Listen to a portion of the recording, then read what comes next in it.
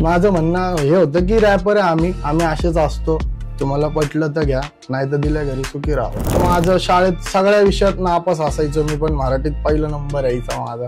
रागात माणूस प्रेमाची गाणी तर नाही ना बोलू शकत, तर त्यासाठी एक्सप्रेस करायसाठी सगळ्यात परफेक्ट गोष्ट म्हणजे रॅपच होती नाही का. माझं काम फक्त एवढं आहे की गाणे बनवणे, त्याच्या पलीकडचा विचार मी नाही करत. कारण मला तर वाटतं कलाकारांनी फक्त कलेपुरताच विचार केला पाहिजे नाही का. की सांबाटा हे सगळं फ्लेक्स करतोय, आपण बी करू शकतो. सांबाटा बोलतो त्याची आई सुखी आहे, तुम्ही बी तुमच्या आईला सुखी ठेवू शकता. सांबाटा बोलतो त्याचे मित्र पैशा पाण्यात नाचतात, तुम्ही बी तुमच्या मित्रांना नाचू शकता. हे घेऊ शकता तुम्ही माझ्याकडनं. सध्या महाराष्ट्राच्या राजकारणाची ज्या पद्धतीने चर्चा सुरू आहे, ज्या घडामोडींची चर्चा सुरू आहे, त्यासोबतच चर्चा सुरू आहे ती म्हणजे रॅपची. यामध्ये सुद्धा प्रामुख्याने मराठी रॅप. मी जर मराठी रॅप म्हणाले तर तुमच्या ओठावर पहिलेच नाव आलं असेल ते म्हणजे संबाटा. होय, आज आपल्यासोबत स्टुडिओमध्ये पुणे मिरर आणि सिविक मिररच्या स्टुडिओमध्ये आहे प्रथम जोगदंडा. तुम्हाला हे नाव सांगितल्यावर कळणार नाही, पण संबाटा असं जर म्हणालं तर तुम्हाला लगेच लक्षात येईल आणि त्याचे वेगवेगळे रॅप जे आहेत ते तुमच्या लगेच डोक्यात गोल गोल फिरायला लागतील. नमस्कार, आपल्यासोबतच संबाटा आहे. तुमचं खूप खूप स्वागत आहे पुणे मिरर आणि सिविक मिरर मध्ये. सर्वात पहिले आपण जसं सांगितलं, जर मी प्रथम जोगदंड नाव सांगितलं तर ते प्रेक्षकांना कळणार नाही, तर संबाटा या नावाची अगदी शॉर्ट मध्ये पहिले आपण स्टोरी ऐकूया. संबाटा नावाची स्टोरी भरपूर लोकांना माहिती, तरी पण काय असंच वर्गात चुकून ते मला नाव पडलं होतं शाळेत असताना, आणि मला बी असं आवडलं ते ठेवावं असं वाटलं, कारण त्याचा अर्थ शनिवार होतो, शनिवार. अच्छा. आणि शनिवार माझा आवडीचा वार आहे, मग ठेवून टाकलं ते नाव. असा काय तो विषय. बरं, आता आपण संबाटा नावाची शॉर्ट स्टोरी ऐकली आहे. आपण अगदी बालपणाकडे जाऊयात, बालपणापासून सुरुवात करूयात.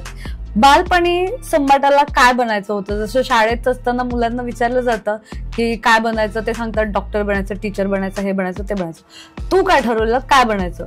तसलं तर काय नव्हतं बनायचं कधी, कारण शिक्षणात तेवढं लक्ष नव्हतं आमचं. टावळके करण्यातच आमचं बालपण जास्त निघून गेलं नाही का. आणि म्हणजे होते, मला संगीताचीच आवड होती लहानपणापासून. मी लोकगीतं ऐकायचो, कवाल्या वगैरे हे ते ऐकायचो. संगीतकारच बनायचं होतं, पण रॅप तेव्हा कुठंतरी माहिती नव्हता मला. मग त्या दिवसांमध्ये टीव्ही वगैरे लेट आला घरात, मग टीव्हीवर पहिल्यांदा मी रॅप म्युझिक ऐकलं.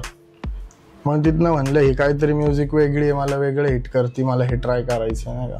मग आम्ही हुडमध्ये रॅप चालू केला. मग हे रॅप जे आहे, रॅप हा प्रकार आहे, हे कधी समजलं किंवा पहिला रॅप कधी बनवला, त्याची आवड कशी तयार झाली हळूहळू? मग तेच ना, आम्ही लय प्रकारची म्युझिक ऐकली होती. तर लोकगीतांमध्ये तबला येतो, कवाल्यांमध्ये म्हणजे सगळ्या गोष्टी, पण हे असं बीट्स वगैरे कधी ऐकल्या नव्हत्या नाही का असं. आणि कोणतरी असं बीट वरती असं फास्ट स्पीड करतंय नाही का, ते कूल वाटलं कुठंतरी. आणि म्हणलं हे आपल्यासाठी नॉर्मल आहे, कारण आपलं बोलणं पण असंच आहे कुठंतरी नाही का, धार आहे आपल्या बोलण्यात. आपण नॉर्मल बी बोलतो, पोरं हुडमध्ये टॉक्स आपले असेच असतात.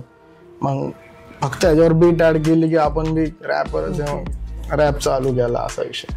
पहिला रॅप कधी तयार केला आठवत तर नाही, पण लय लहान होतो मी, 2013-14 मध्ये केला असेल. आणि साधारण किती वेळ गेला की आता हा रॅप तयार करायचा आहे? किती दिवसांचा कालावधी किंवा काय? बसलो होतो आम्ही पोरं, मस्करी चालू होती उचकीत. मग पहिलं होतं वर्गामध्ये एक ट्रिप होती, पोरं एकमेकांवर गाणी बनवायची, असे डायलॉग गाणी येते. मग त्यात मी एक मित्रावर गाणं बनवलं होतं नाही का, असंच त्याला उचकवायला. मग तेच होतं पहिलं रॅप, त्यालाच म्हणता येईल. ओके, बरं. त्याच्यानंतर आता मराठी हिपहॉप मध्ये जेव्हा एंट्री केली तेव्हा काय काय स्ट्रगल फेस करावं लागलं? म्हणजे मराठी हिपहॉप तसं खूप स्ट्रगलच बघायला मिळतं आतापर्यंत मराठी रॅपर्सला हिपहॉप मध्ये वगैरे. स्ट्रगल म्हणजे असं की माझं कुठंतरी मराठीकडे जास्ती प्रेम होतं, प्रेमच म्हणता येईल. कारण मला मराठी भाषेतच मी जास्त कम्फर्टेबल होतो. असं नाही, माझे प्रत्येक असे भाषेतले मित्र होते. त्या टाइमात बी आमच्या इथं पोरं इंग्लिश बोलायचे, हिंदी बोलायचे, मला एकच भाषा येत होती, एकमेव म्हणजे मराठी. आणि मी मराठीचं पहिल्यापासून. आणि दुसरी गोष्ट म्हणजे माझं शाळेत सगळ्या विषयात नापास असायचो मी, पण मराठीत पहिला नंबर यायचा माझा, निबंधात वगैरे. मग मराठीत माझी लेखणी चांगली होती थोडक्यात. आणि मग मी म्हणलं रॅप बी मराठीतच करायचं आपल्याला नाही का. आणि ते हिंदीत केलं तर कसं असं वॉन बी वाटेल नाही का, बळच केलं आणि तर मग त्या टाइमातले लोक मला बोलले की अरे कुठेतरी चुकीचं करतोय नाही का तू, मराठीला ऑडियन्स आहे पण रॅपला नाही.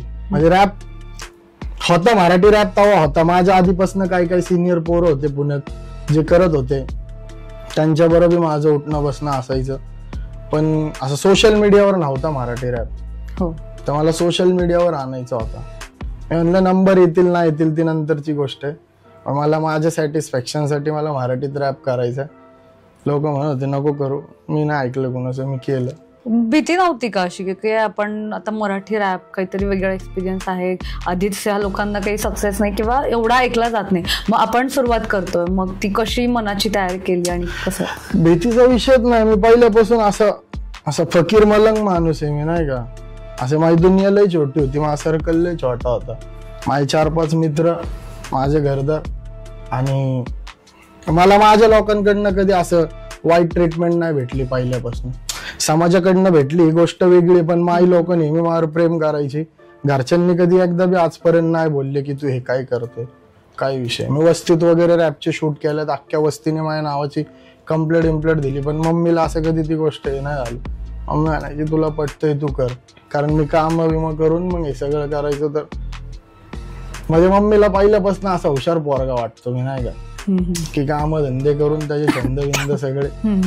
त्यामुळे मला असं घेणं देणं नव्हतं कोणाचं, आणि मला असं व्ह्यूज साठी ह्याच्यासाठी त्यासाठी करायचंच नव्हतं. आमचं म्हणणं काय होतं, रॅप स्वतःसाठी बनवायचे, आपणच ऐकू, कोणी नाही ऐकले तरी हुड ऐकणं आपलं, बस संपला विषय. अनेक रॅपर आहेत जे त्यांचा विचार कुठेतरी काहीतरी क्रांतिकारी विचार असतो आणि तो मांडण्यासाठी त्यांना प्लॅटफॉर्म नसतो, मग त्याच्यासाठी ते माध्यम म्हणून रॅपचा वापर करतात आणि रॅपच्या माध्यमातून ते त्यांचे विचार मांडतात. तर असे काही विचार होते का की जे आपल्याला आता हे रॅप मधून मांडायचे? हा, विचार होते आणि ते रॅप मधूनच मांडता आले असते, कारण की जे माझ्यात ॲग्रेशन आहे, म्हणजे ज्या गोष्टीचा हेट मी सहन केलाय, ज्या गोष्टी मी सहन केल्यात, तर राग भरतो मनात. रागात माणूस प्रेमाची गाणी तर नाही ना बोलू शकत, गिटारवर गाणी नाही बोलू शकत रागात कुठला माणूस. तर त्यासाठी एक्सप्रेस करायसाठी सगळ्यात परफेक्ट गोष्ट म्हणजे रॅपच होती नाही का. आणि कुठेतरी क्रांतिकारी विचार आहेत आमच्यात रॅपर लोकांमध्ये.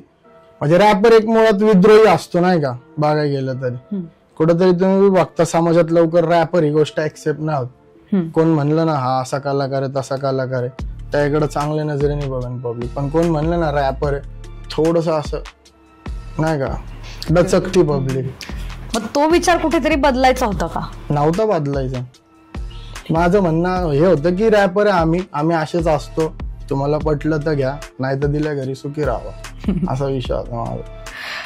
बरं, आता घेतात ते लोक, आता रॅपर लय कूल वाटतं पब्लिकला. आता रेव्होल्युशन आलं ना, तर झालं बदललं. आता रॅपर व्हायचं लय जणांना. पहिलं लांब पडायचे लोक ह्या शीट पासून, आता लोकांना यायचंय जवळ हिपहॉपच्या. यामध्ये मराठी रॅपर्स आणि बाकीच्या भाषा, जसं की आपण पाहतो हिंदी किंवा पंजाबी मधले जे रॅपर्स आहेत, तर त्यांना खूप लवकर ते हे होतात. पण मराठीला तसं कुठेतरी भाषेचा हे वाटतो का, म्हणजे भाषेमध्ये भेदभाव वाटतो का? भेदभाव तर नाही, कसं आहे, भारत माता एक आई आहे आणि सगळ्या भाषा तिची लेकरं आहेत, तिला सगळी लेकरं सामान आहेत. भेदभाव नाही, पण कसं आहे आता काय गोष्टींचं सेटअप पहिल्यापासून आहे. पंजाबी म्युझिकचं पहिल्यापासून चांगलं वातावरण आहे, हिंदी म्युझिकचं पहिल्यापासून चांगलं वातावरण आहे, आणि मराठी रॅप अंडरग्राऊंडच होता आणि राहिलाच होता. तर तेव्हा मी असा विचार केला की आता नाहीये मराठीत तर चालूच करू ना, झालं तर झालं, नाही झालं तर काही विषय नाही, आपण करत राहू. आपल्या नंतर येणारे पोरं आपण त्यांना सांगू की मराठीला करत राहावा. एक ना एक पिढी कुठली तरी जी मराठी हिपहॉप आहे तीवर आनंद नाही का. पण ते स्टार्टअप मध्येच झालं नाही का, ते कुठेतरी एक देवाची कृपा मानता येईल. काही लोक म्हणतात की आजकालचे जे रॅप आहेत त्याच्यामध्ये ओरिजिनॅलिटी नाहीये, याच्याबद्दल काय वाटतं? मग ते आर्टिस्ट चुकीचे ऐकत असतील, ते ओरिजिनल आर्टिस्टच नसतील ऐकत.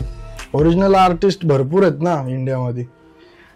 तुम्ही नीट डिस्कवर जर केला हिपहॉपला, तर हिपहॉप मुळात आणलंयच ओरिजिनल लोकांनी. तुमची चॉईस चुकते असं म्हणता येईल नाही का. आर्टिस्ट नाही चुकत, आहेत लय नकली पण आहेत वॉनबी, म्हणजे सोसायटीत राहतात पण त्यांना दाखवायचंय की मी हे सगळं बघितलंय. त्यांनी आयुष्यात कधी ऊन नाही बघितलं पण त्यांना सांगायचंय की मी एवढी स्ट्रगल केली आहे. मग ते लोक फेक आहेत नाही का.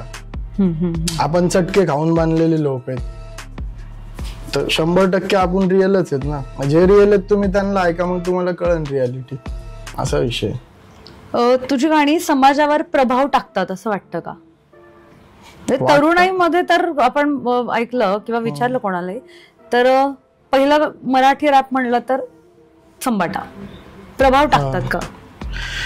प्रभाव टाकत असतील, मी तर नाही सांगू शकत, कारण माझं काम फक्त एवढं आहे की गाणे बनवणे. त्याच्या पलीकडचा विचार मी नाही करत, कारण मला तर वाटतं कलाकारांनी फक्त कलेपुरताच विचार केला पाहिजे नाही का.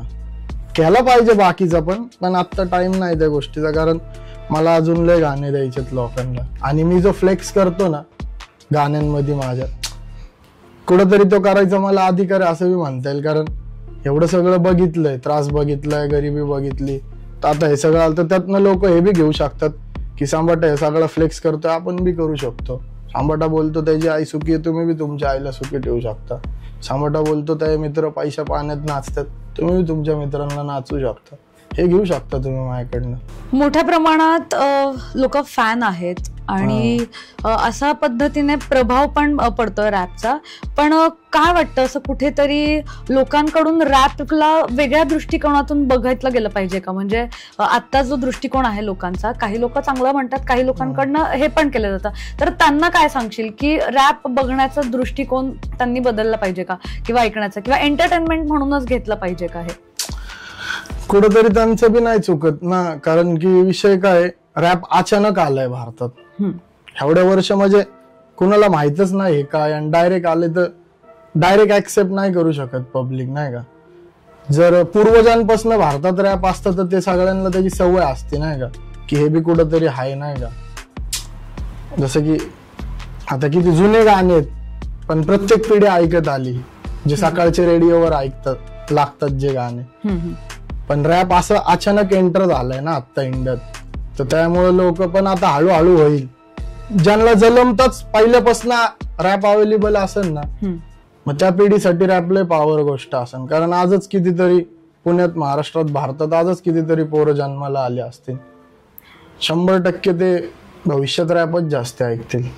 हनुमान काइंड सारखे रॅपर्स आहेत जे ग्लोबली आता रॅप प्रेझेंट करतात, तर त्याच्याबद्दल काय?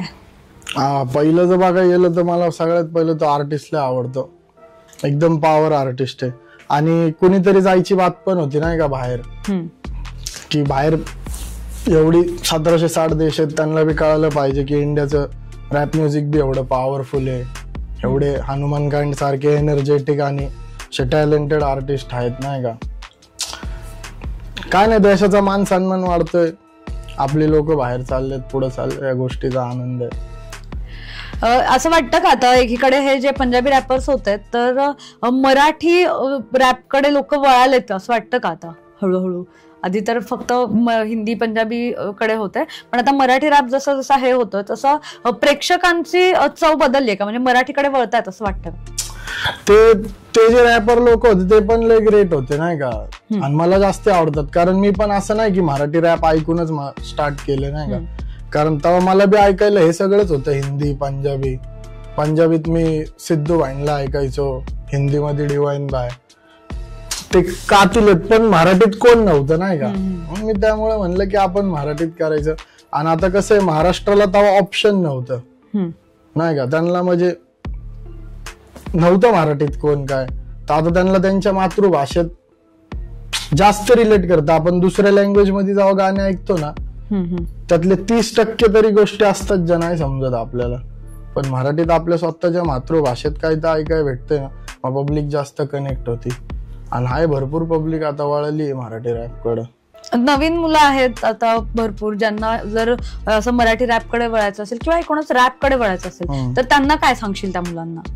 मेहनत करा गाण्यात, इथे तिथे कमी जास्त ध्यान टाका, रॅप मध्ये जास्त ध्यान टाका, हेच सांगेल मी. आणि मनातून असेल तर करा नाही का. बळच ह्याला त्याला बघून ह्यो झालाय आपल्याला बी बनायचं नाही. मनात आहे राखतात आहे रॅप तर करा.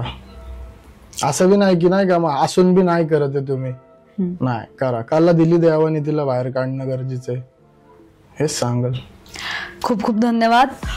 तर आमच्यासोबत मनमोकळेपणाने ही संपूर्ण चर्चा केली आणि मुलाखत दिली त्यासाठी खूप खूप धन्यवाद. पुण्याहून मोना येनपुरे, सिविक मिरर.